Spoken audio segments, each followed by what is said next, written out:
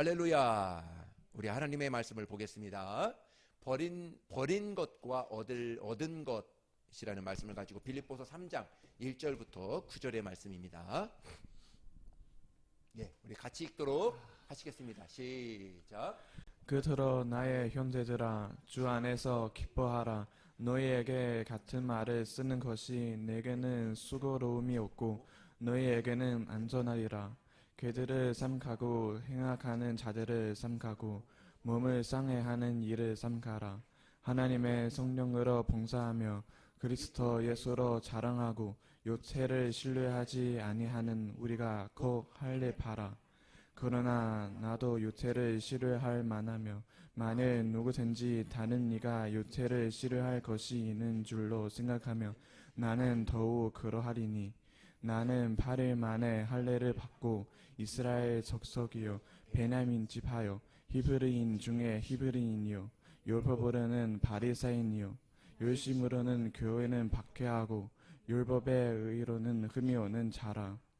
그러나 무엇이든지 내게 유익했던 것을 내가 그리스도를 위하여 다 해로 여길 뿐더러 또한 모든 것을 해로 여기면 내 주 그리스도 예수를 아는 지식이 가장 거상하기 때문이라. 내가 그를 위하여 모든 것을 잃어버리고 배설물로 여기면 그리스도를 얻고 그 안에서 발견되려 함이니 내가 가진 이는 율법에서 난 것이 아니요 오직 그리스도를 믿음으로 말미암은 것이니 그 믿음으로 하나님께로부터 난 의라. 아멘. 네, 감사합니다. 오늘은 또 이제 빌립보서 말씀을 통해서 하나님의 거룩한 은혜가 함께하기를 바랍니다. 저는 오늘 설교를 준비하면서 참 하나님 앞에 감사했다, 정말 감사드린다 이렇게 생각을 많이 들었습니다. 왜냐하면 오늘 본문이 그렇게 이제 또 쉽지 않은 본문이거든요. 본문이고 여러분들이 이제 본문을 읽어서 아시겠지만은 우리의 모든 것을 버려야 하나님의 거룩한 은혜를 받을 수 있다 하는 본문이기 때문에 그렇습니다. 우리 빌립보서 3장 우리 7절 8절 한번 읽겠습니다. 같이 읽도록 하시겠습니다. 시작. 그러나 무엇이든지 내게 유익했던 것을 내가 그리스도를 위하여 다 해로 여길 뿐더러 또한 모든 것을 해로 여김은 내 주 그리스도 예수를 아는 지식이 가장 거상하기 때문이라. 내가 그를 위하여 모든 것을 잃어버리고 배설물로 여김은 그리스도를 얻고. 아멘. 네, 다 버렸다는 이야기인데요. 그 중에도 오늘 말씀이 제일 부담이 될 수도 있겠다 이렇게 생각이 들었습니다.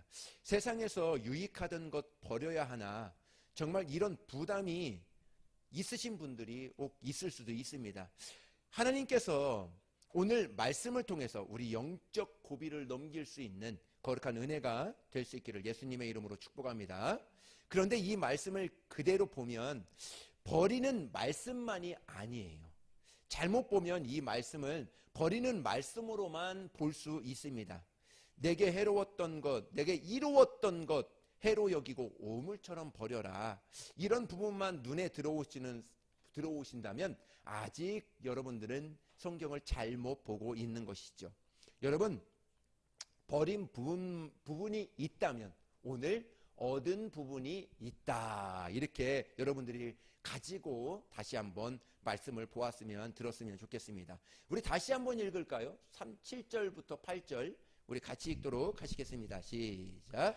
그러나 무엇이든지 내게 유익하던 것을 내가 그리스도를 위하여 다 해로 여길 뿐더러 또한 모든 것을 해로 여기면 내 주 그리스도 예수를 아는 지식이 가장 거상하기 때문이라. 내가 그를 위하여 모든 것을 잃어버리고 배설물로 여기면 그리스도를 얻고.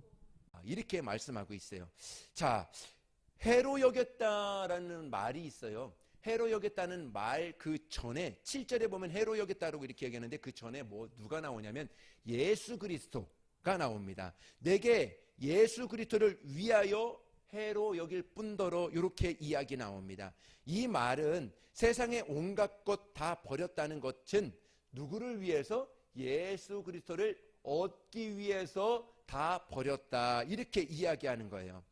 그래서 이 말씀을 그렇게 바울은 받은 것입니다.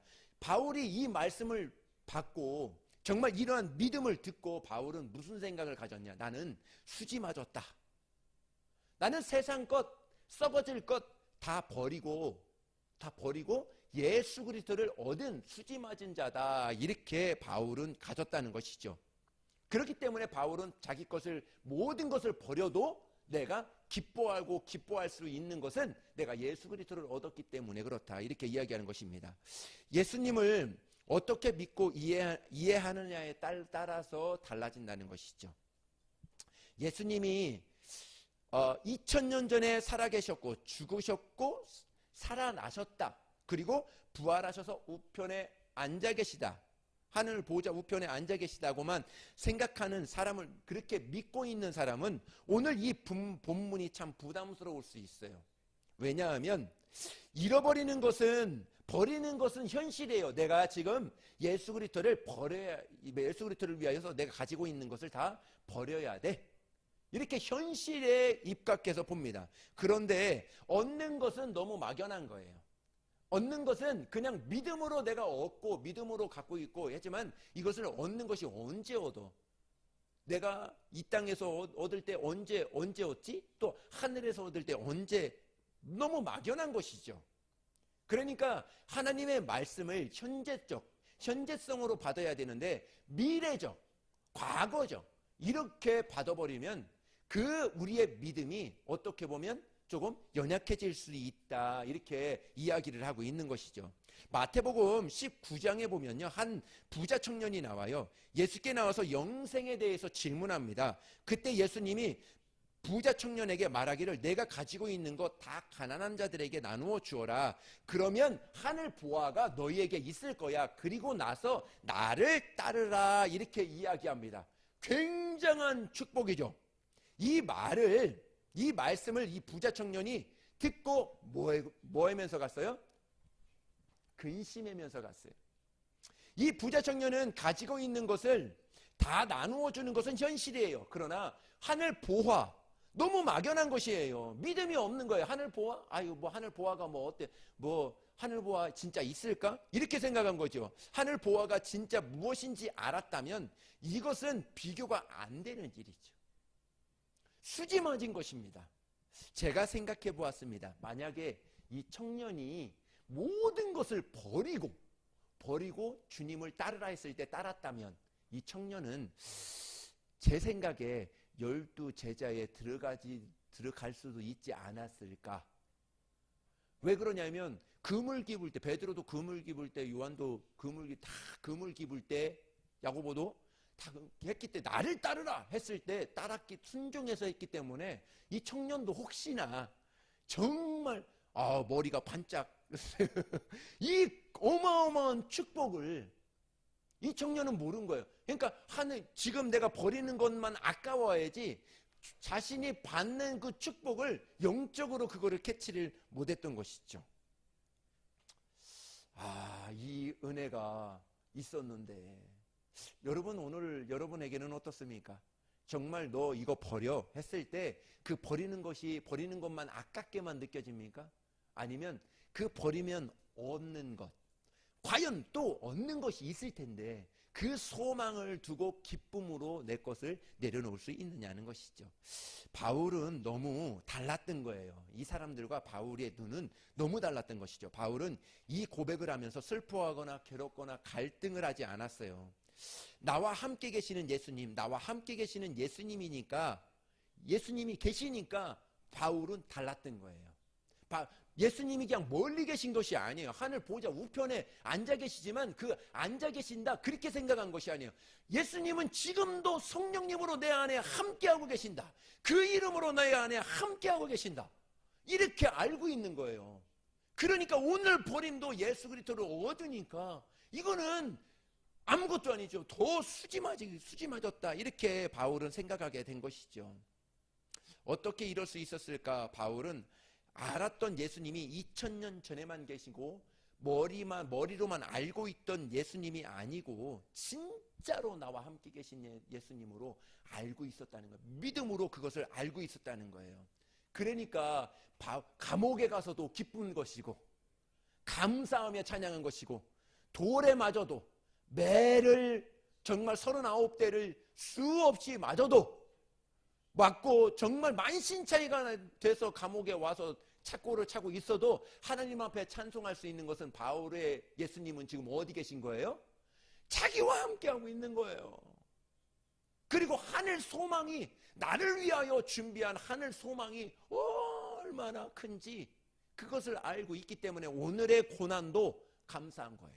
오늘의 고난도 기쁜 것입니다. 왜? 이 고난이 그 나라에서는 나에게 주어지는 큰 상이고 면류관이 될 수 있기 때문에, 그것을 알았기 때문에 바울은 어느 환경이든지 어느 곳에든지 감사할 수 있었다는 것이죠. 누가복음 19장에 보면요, 세리장 삭개오가 나옵니다. 삭개오가 뽕나무 위에 올라가서 예수님을 보려고 했다가 예수님이 삭개오의 이름을 아시고 그리고 삭개오의 집에 들어가셔서 그 집에 하루를 묵으시는 그 사건이 나옵니다. 그때 삭개오가 완전히 바뀌어버려요. 그 다음날 자기가 가지고 있었던 재산 반을 가난한 자들에게 줘요. 얼마를 가지고 있는지 모르겠어요. 근데 그 재산을 반을 나누어 줍니다. 그리고 예수님께서 또 누구든지 빼앗은 것이 있다면, 내가 누구 것을 빼앗은 것이면 4배로 갚겠다. 4배가 쉽습니까? 네? 만약에 굉장히 쉬운 일이 아니죠. 삭개오는 전 재산을 어떻게 보면 다 버렸을 거예요. 바울처럼 자기의 모든 것을 다 배설물로 여겼지 않았을까, 이렇게 생각을 하게 된 거예요. 예수님을 만나고 나니까 재산이 더 이상 의미가 없어져 버린 거예요. 우리가 예수님을 믿어도 인격적으로 믿어야 한다는 말이 바로 이런 말씀이죠. 예수님을 알고 나면 예수님 한 분이면 충분합니다. 나머지 버려야 하는 것이 아니고 버려지는 거예요. 내가 갖고 있는 건 얼마를 이렇게 갖고 있는 거 내가 버려야지 내 이것을 버려야 되겠다, 이것이 아니에요. 그냥 남을 위해서 섬기게 되는 것입니다. 남을 위해서 섬기고 남을 위해서 봉사하고 정말 남을 위해서 이렇게 헌신하며 주님을 위해서 하는 것이죠. 이것이 예수님을 믿는 놀라운 복음이죠. 성령께서 우리를 이렇게 인도하시고 만들어 가시기를 원하신다는 것입니다. 오늘 빌립보서 3장 3절의 말씀을 보시겠습니다. 우리 읽습니다. 시작. 하나님의 성령으로 봉사하며 그리스도 예수로 자랑하고 육체를 신뢰하지 아니하는 우리가 거 할례 바라. 아멘. 예, 중요한 말씀입니다. 우리가 모든 행동할 수 있는 것, 정말 예수님으로 버릴 수 있는 것 누가 도와주신다고요? 하나님의 성령으로 봉사하고 그리스도 예수로 자랑하고 육체를 신뢰하지 아니하는 우리가 하나님의 자녀들이라, 이렇게 이야기하는 것입니다. 하나님의 영 우리 안에 오셨습니다. 하나님의 영으로 말미암아 우리가 하나님을 인격적으로 믿게 되는 것이죠. 하나님께서 우리에게 예수님을 더 알아갈 수 있도록 도와주신다는 것입니다. 고린도전서 12장에 보면요, 바울이 성령에 의해서 셋째 하늘에 올라갔다 왔다 이렇게 간증을 합니다. 하나님의 나라를 보았습니다. 하나님의 나라의 비밀을 알았어요. 예수 그리스도를 통해서 이 땅이 하나님의 나라가 시작될 거다, 하나님의 나라로 만들어라 하는 것을 바울이 그 소식을 들었습니다. 보았습니다. 그리고 이 땅에서 하나님의 나라가 완성될 텐데 이 복음이 이방인들에게도 전해지고 땅끝까지 전해져야 예수님이 오시겠다 하는 것을 이 바울은 믿음으로 직감합니다. 성령이 바울에게 가르쳐주는 거예요. 그리고 이 땅에 하나님의 나라가 이루어질 것이다. 하나님의 나라를 반드시 세워야 돼. 제가 말씀을 드렸죠. 하나님의 나라는 2개가 있다. 누구라고요? 하나님의 나라는 영혼이다. 영혼을 전도할 때 하나님의 나라가 세워지는 것이다. 그것이 내 나라는 여기 있다 저기 있다 말고 바로 너희 안에 있느니라, 이렇게 말씀하셨죠. 그리고 하나님의 나라는 또 저 천국을 이야기하는 것이죠. 그래서 바울은 더 이상 유대의 공동체에 머물지 않습니다. 바리새인들과 사두개인들과 이 서기관들이 예수님께 책망받은 것은 너희들만 의롭다 하잖아. 너희들이 교리를 세워서 너희들만 의롭다 해서 다 썩은 물이 되었잖아. 이렇게 해서 예수님이 책망을 하지 않습니까? 바울은 그것을 안 거예요. 이게 유대인들 뿐만 아니라 이방에게도 전해져야 되는구나. 바울은 유대 공동체에 있었다면, 바울도 유대 공동체에 있었다면 얼마나 대우를 받았겠어요. 최고의 대우를 받았을 것입니다.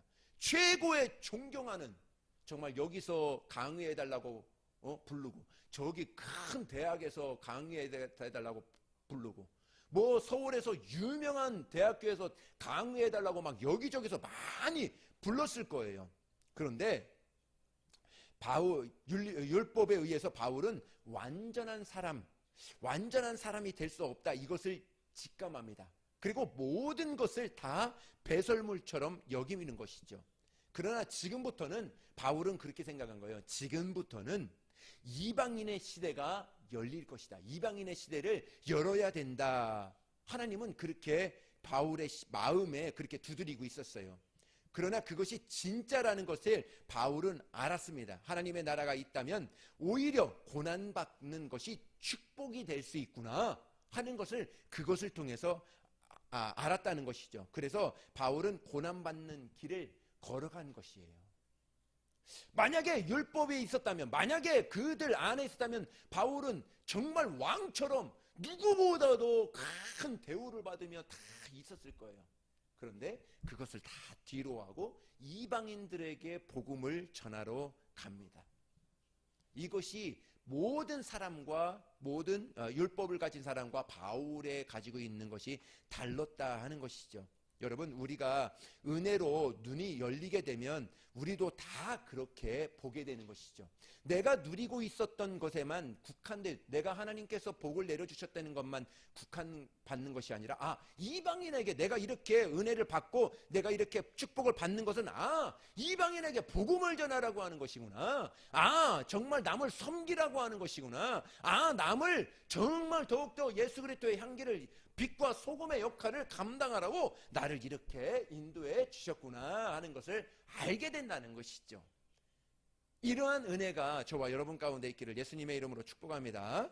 우리나라에 선교사님으로 오셨던 분들이 미국의 캠퍼스 안에서 부흥이 일어났을 때, 그때 성령을 받았던 사람, 성령을 모셨던 사람들이 바로 그 우리나라에 선교사로 오셨던 분들이에요. 그때 하나님께서 미국에 있는 대학생들에게 세계 선교의 열망을 심어줍니다. 그리고 그들은 다 20대예요. 20대 초반, 중반, 다 거의가 그렇습니다. 결혼도 하지 않은 사람, 이제 막 결혼한 부부들이 온 거예요. 이분들이 1800년대 우리나라 구한말입니다.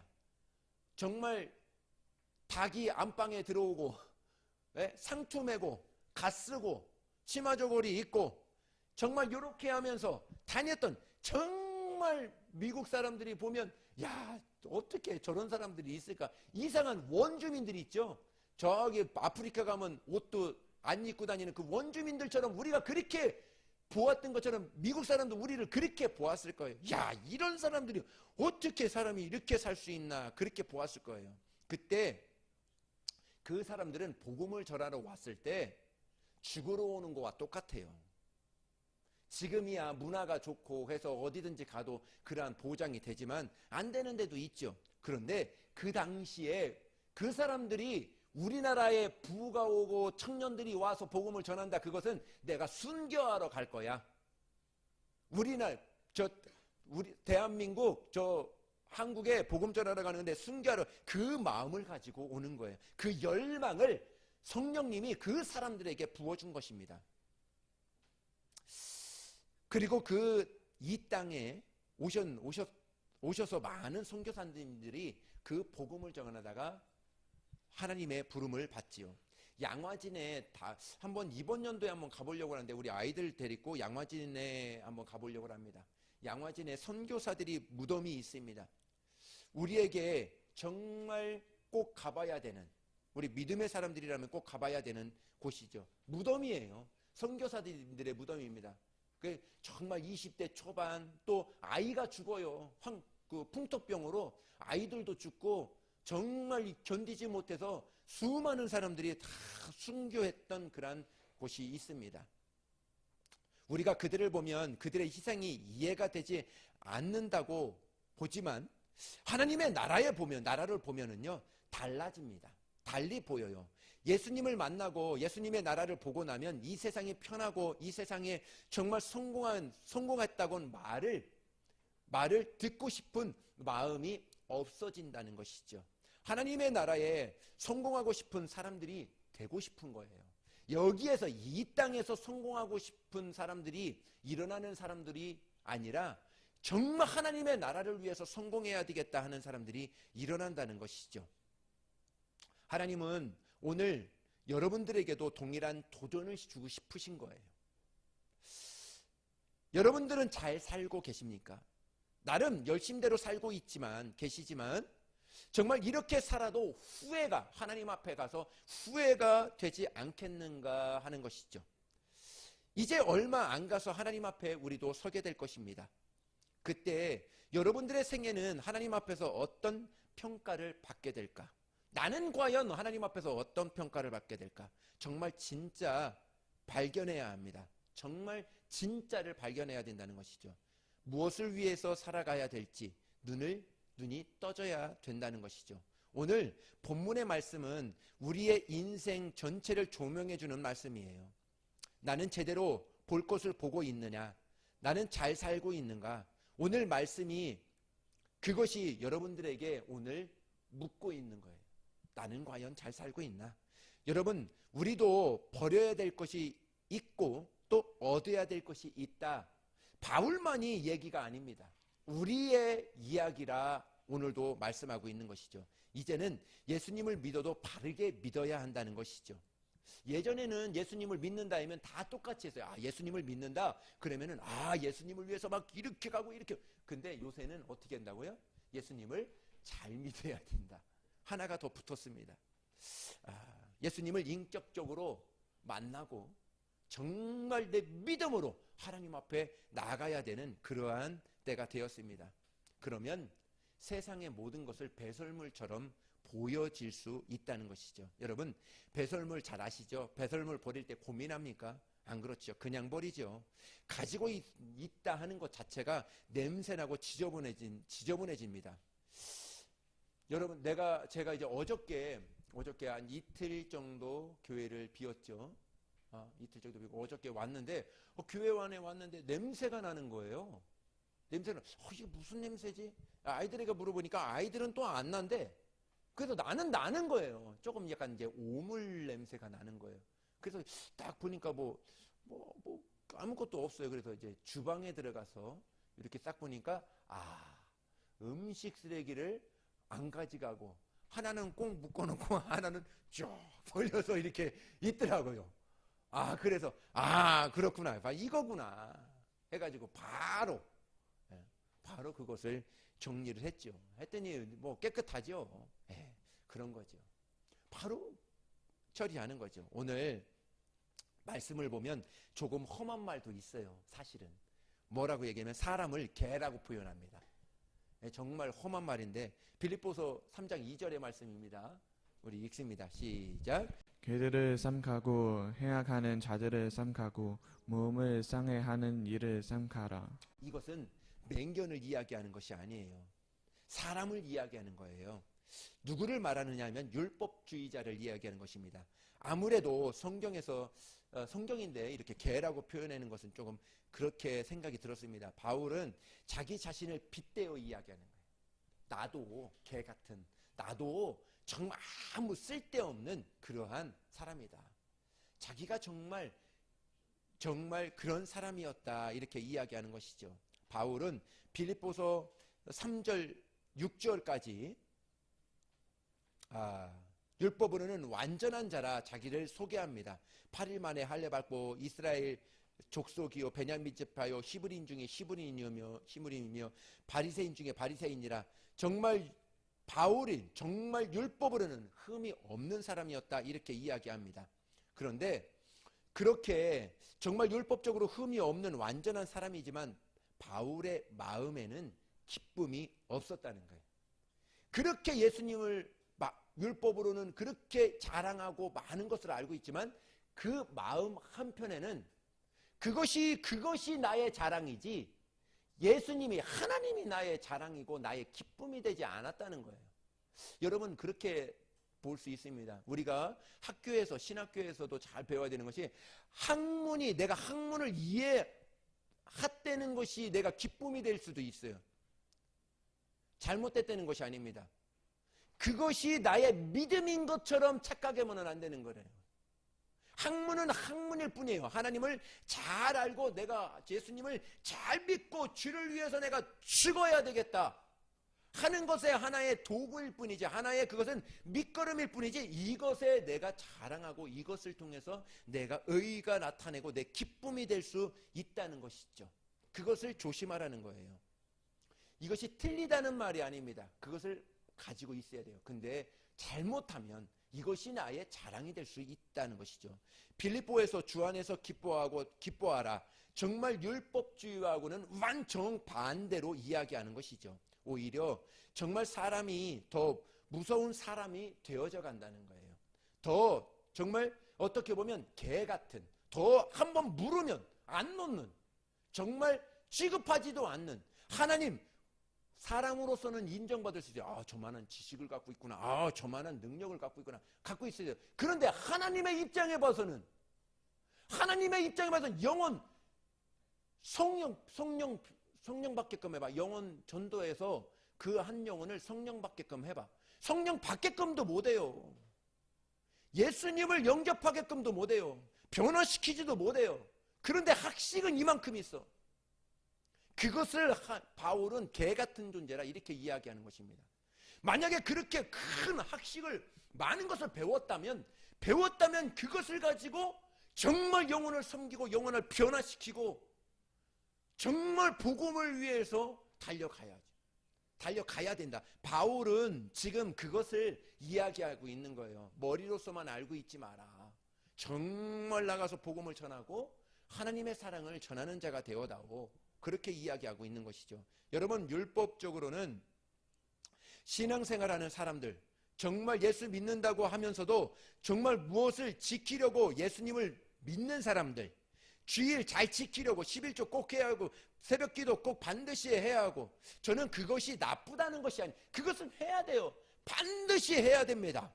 그런데 그것을 지키는 것이 곧 신앙생활인 것처럼 그것을 지키는 것이 곧 나의 믿음인 것처럼 그것이 그렇게 생각해서는 안 된다는 자신을 점검해야 되는 거예요. 그것은 그냥 내가 예수 믿는다면 그것은 당연히 주일 예배 드려야 되고 11조 해야 되고 헌금해야 되고 봉사해야 되고 누구를 섬겨야 돼. 그것은 예수 믿음과 동시에 당연히 붙어야 되는 거예요. 이것은 옵션입니다. 내가 당연히 예수 믿는 사람으로서 해야 되는 거 당연이라고 했어요.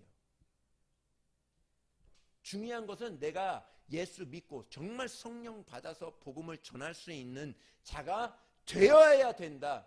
그것이 확실하게 내가 되어진다면 이 모든 것은 감사하면서 돼야 된다. 근데 어떤 성도들은 그것이 반대가 되어져 버렸다는 거예요. 내가 주일 성소 잘 지키면 내가 예수님 잘 믿는 거야.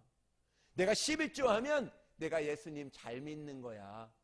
율법으로 완전히 바뀌어버린 거예요. 요새 어떤 그런 사람들이 얼마나 많은지 압니까? 내 장로니까 내가 뭐 이런 직분을 갖고 있으니까 내가 교회에서 이렇게 해도 되지. 내가 장로에게 무슨 조그만 뭐 싫은 소리 들으면 장로한테 그런 소리 해? 이렇게 그것이 하나의 나에게 율법이 되어져 버린 거예요. 그것이 아니라는 것입니다. 우리 교회는 이렇게 거꾸로 되어 있다. 삼각형이. 직분자 궤도가. 목사는 제일 밑에서 도와주는 거예요. 제일 밑에서 그 사람들이 딱딱딱딱 할 수 있도록. 직분이 우리가 봤을 때 크면 클수록 맨 밑에서 쫙 도와줘야 되는 것입니다. 그리고 초신자들이, 새가족들이 왕이에요. 새가족들이. 새 가족들을 왕처럼 섬기고 정말 그렇게 나아갈 수 있는 사람들, 그 사람들을 오늘 이야기를 하고 있는 거예요. 그렇습니다. 우리가 어떠한 일을 하고 있는지, 어떠한 직분을 갖고 있는지 우리에게 있어서 정말 조심해야 되는 것은 나의 모든 일들과 주신 직분은 하나님을 위해서 쓰임받으라고, 하나님이 나에게 주신 또 다른 하나님의 은혜라 이렇게 생각하고 섬김의 자리로 돌아가야 된다는 것이죠. 예수님을 알기 때문에 정말 그것이 기뻐해야 된다는 거예요. 내가 예수님을 알기 때문에 내가 기쁜 거예요. 그런데 그것을 지키면서 하면 기쁨이 없다는, 모든 것을 내가 지키면서 하면, 정말 주일 예배 이런 모든 것들을 지키면서 하면 기쁨이, 그것이 올무가 되어져 버리는 거예요. 내가 안 지키면은 하나님 앞에 혼나겠지, 내가 이렇게 안 하면 하나님 앞에 혼나겠지, 이렇게 되어져 버리는 것입니다. 내가 하나님을 사랑해, 하나님으로 기뻐, 예수님 한 분이면 충분해, 그러니까 내가 기쁨으로 하나님 앞에 감사드리는 것입니다. 기쁨으로 봉사하는 것입니다. 예수님께서 바리새인에 대하여 이야기하실 때 그들이 기도할 때 이렇게 기도합니다. 누가복음 18장을 한번 보시겠습니다. 11절의 말씀입니다. 시작. 바리새인은 서서 따로 기도하여 이르되 하나님이여, 나는 다른 사람들 그 톳에 불의 간음을 하는 자물과 같지 아니하고 이 세리와도 같지 아니함을 감사하나이다. 아멘.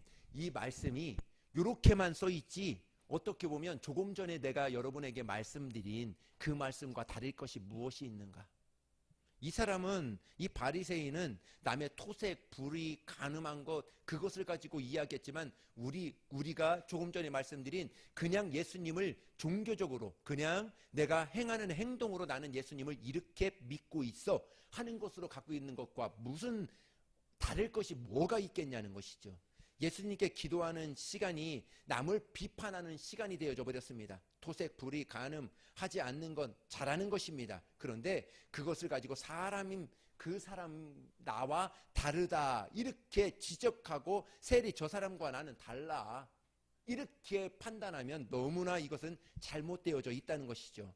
율법주의자 같이 다른 사람의 허물을 가지고 정말 늘 자기와 비교하는 것, 그것은 너무나 안 된다는 거예요.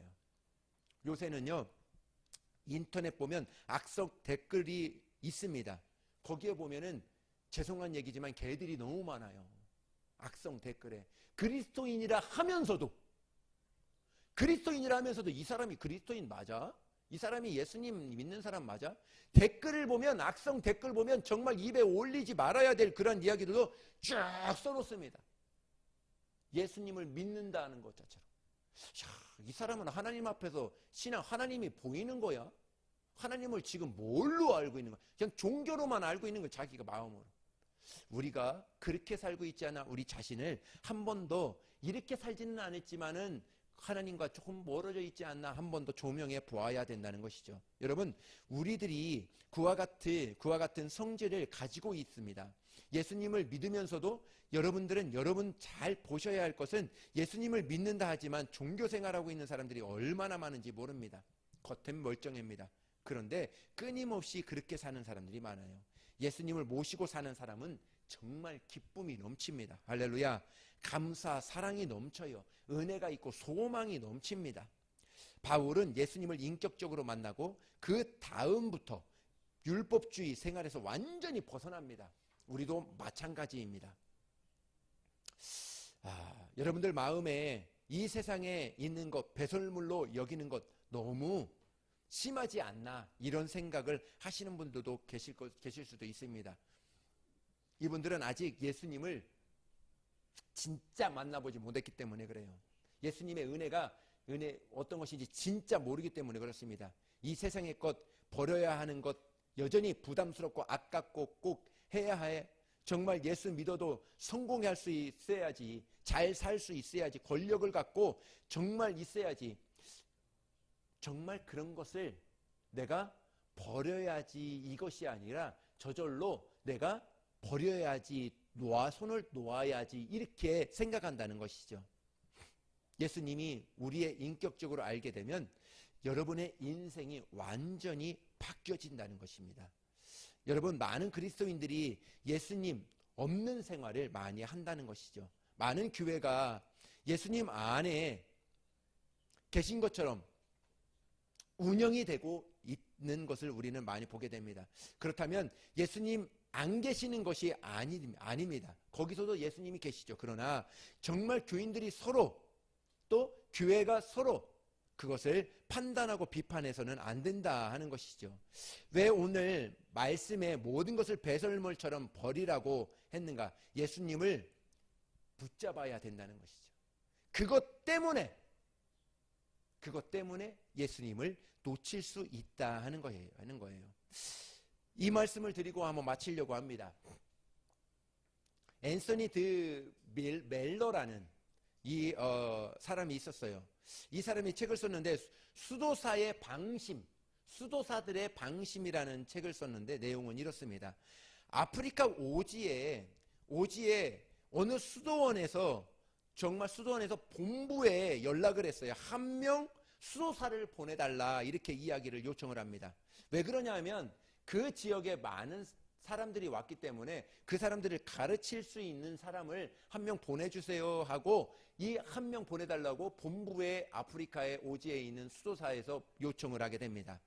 한 명을 보내달라 했는데 5명을 보냅니다. 다들 의아해했어요. 왜 5명을 보냈을까? 5명의 수도사들이 그곳을 향하여, 그 아프리카 오지에 있는 수도원을 향하여 가게 됩니다. 며칠을 지나서 어느 마을에 묻게 됩니다. 그런데 그 마을에 교회의 사제가 갑자기 세상을 떠나게 됩니다. 그 마을을 섬길 수 있는 사제가 없다는 것을 알게 되었어요. 이 5명은. 그 중에 한 명이 거룩한 사명을 가지고 사명감을 느껴서 내가 이 마을의 사제 역할을 해야 되겠다. 이것이 하나님의 뜻인가 보다. 이렇게 감명을 받습니다. 그들이 사제가 없어서 신앙생활을 하는데 큰 어려움이 당하지 않을까, 난처하지 않을까 해서 그 중에 한 사람이 그곳에 남게 됩니다. 또 어느 나라의 왕궁에서 묵게 되었습니다. 이 4사람이 묵습니다. 왕이 수도사들을 좋게 보았습니다. 그래서 왕이 우리 공주와 결혼할 사람이 필요하다, 이 중에 필요하다, 이렇게 이야기합니다. 내 대신 이 왕궁을 다스릴 수 있는 사람이 이 4명 중에 한 사람이 있었으면 좋겠다, 이렇게 이야기를 합니다. 또 한 사람이 거룩한 사명감을 느껴서 공주와 결혼을 하겠다고 나옵니다. 그리고 이 나라를 하나님의 나라로 바꿔야 되겠다 하고 거룩한 사명감을 가지고 이렇게 거기에서 한 명이 더 남게 됩니다. 3사람이 가게 되었습니다. 어느 깊은 시골집이 하나 있게 되었습니다. 그곳에서 묵게 되었는데 아리따운 어느 자매가 혼자 사는 거예요. 왜냐하면 강도를 만나서 부모 형제가 다 죽었어요. 혼자만 남은 거예요. 간신히 몸을 피해서 그 집에서 혼자만 살게 되었습니다. 너무 무섭고 외로웠던 것이죠. 또한 수도사가 한 명이 거룩한 사명감을 또 느끼게 되었습니다. 이 자매를 두고 갈 수 있겠는가?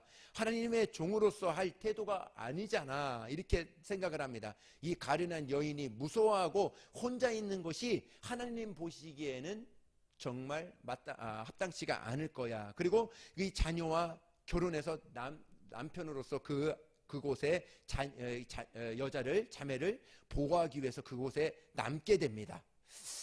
또 한 마을에 2명이 갑니다. 또 한 마을에 들어갔습니다. 그 한 마을에 이교도들이 성도들을 그렇게 핍박하는 거예요. 잡으면 죽이기도 하고 정말 난처한 상황이 보게 됩니다. 그 2명의 수도사 중에 한 명이 그것을 보고 거룩한 사명감을 느껴서 그 한 명이 남아서 이 배교하는 모든 사람들을 다 예수 그리스도로 바꿔야 되겠다. 정말 복음을 전해야 되겠다. 내 믿음의 뿌리가 돼야 되겠다 하고 그곳에 남게 됩니다. 다 사명감을 가지고 남게 됩니다. 결국 한 사람만 그 아프리카 수도원에 가게 됩니다. 그 이야기를 써놓은 것이에요. 이 이야기를 그 책에 써놓은 거예요. 도대체 앤서니 드 멜러는 멜로가 무슨 이야기를 하고 싶었을까? 여러분, 이 이야기 5명의 사람들을 수도원에, 아프리카 수도원에 보냈다는 그 이야기 중에, 오늘 이야기들 중에서 여러분은 어떤 마음이 들었습니까? 5명이 떠났습니다. 한결같이 정말 영혼들을 구원하고 나라를 변화시키고 정말 그 마을을 변화시키는 거룩한 사명감을 가졌어요. 왕궁을 다스리는 뜻도 하나님의 뜻이고 사명감, 핍박을 받고 순교를 감당하고 막 이렇게 해서 갔습니다. 그러나 이 이야기가 우리에게 도전을 주는 것은 하나님이 우리에게 진짜 주신 사명은 무엇인가 하는 거예요. 하나님이 내 삶에 진짜 주신 사명감이, 내 삶의 진짜 사명감이 무엇이냐 하는 것입니다. 그것을 하나님께서 지금 저와 여러분에게 맡겨주시는, 말씀해 주는 거예요. 5명은요, 제일 처음에 뭘로 가는 거예요? 아프리카의 수도원으로 가는 거예요. 여러분, 제일 처음에 여러분들을 어떻게 부르셨습니까? 여러분들을 어떤 길로 여러분들을 부르셨습니까? 그 길에 있어서 많은 것들이 우리의 주위에 다 보여지겠, 여기도 내가 필요한 것 같고 저기도 내가 필요한 것 같고 여기도 내가 필요한 것 같아요. 중요한 것은 여러분들이 불렀을 때, 여러분들이 하나님이 나를 불렀을 때 그 사명을 잊지 말아야 된다는 거예요. 이것을 통해서 내 진짜 가야 될 사명을 잃어버려. 물론 내 진짜 사명을 갖고 여기로 가면서 같이 이렇게 인도하며 이렇게 갈 수 있겠어요. 근데 이곳에 머무르는 사람들이 너무나 많다는 것이죠. 그렇습니다. 우리에게 유혹이 너무 많습니다. 어떤 것은 진짜 나쁜 것이 있지만 어떤 것은 그럴듯한 유혹이 있다는 것이죠. 우리가 예수님을 모시고 살지만 정말 예수님에게 진짜 집중해야 된다는 거예요. 예수님이 나를 부르신 그 목적에 진짜 집중해야 된다는 것입니다. 그래서 주님은 정말 우리에게 끊어버려야 될 것은 끊어야 된다. 지금 상황에서 예수님에게 내가 진짜 잘 가고 있느냐, 진짜 잘 가고 있으면 정말 잘 하시는 것입니다. 안 끊으셔도 돼요. 진짜 잘 가고 계시는 거예요. 그런데 내가 예수님을 부르신 그곳에 내가 과연 제일 처음에 부르신 그곳에 내가 과연 지금에 있는 자리에 내가 진짜 잘 가고 있느냐. 그렇지 않다면 내가 가지고 있는 것 다 조금 내려놓고 끊을 거는 끊고 하나님만 바라보고 온전히 나아가야 된다는 것이죠. 제가 이런 생각을 해보게 되었습니다. 지금 주어져 있는 모든 상황이 축복의 상황이지만 한편으로는 위기의 상황이 될 수 있다. 이것이 깨달아졌습니다. 예수님을 알아가는데 디딤돌이 돼야 되는데 걸림돌이 돼야 된다는 것, 걸림돌이 너무 많다는 것이죠. 다 하나님께서 주신 축복으로 내가 가고 정말 주님의 일에 귀하게 복되게 쓰임받는 건 하나님의 얼마나 축복인지 몰라요. 근데 그것이 디딤돌이 아니라 걸림돌이 될 수 있다는 것이에요. 하나님이 저에게 결단하시는 것이 알았습니다.